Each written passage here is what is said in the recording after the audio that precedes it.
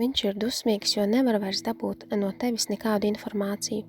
Veids, kā pārvietojies klusumā, tas padara viņu nenormālu.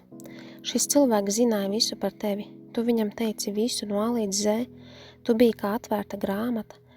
Tu stāstīji par savu tiekšanos, stāstīji, ar ko nodarbojies, pie kā strādā, teici visu viņam.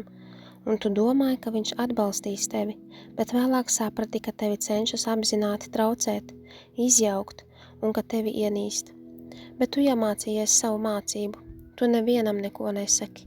Esi noslēpumaina tagad. Kad dodies pēc degvielas, neviens to nezina.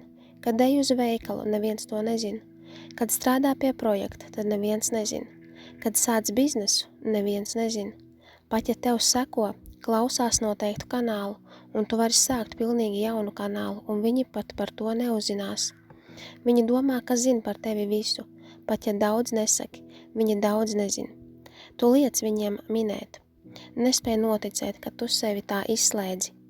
Tu iegāji pilnā drošības veidā, un tas ir tas, ko tev vajag darīt, jo cilvēki cenšas nest negatīvu enerģiju par projektu, ideju, sapņiem. Cilvēkiem, kuriem vajadzētu tevi atbalstīt, tie to nedara. Noteiktais cilvēks. Viņš tik ļoti ienīst tagad tevi, jo ir bloķēts. Tava enerģija vairs nav pieejama viņam. Tu neielaidi iekšā savā dzīvē. Viņš redz tevi citā gaismā.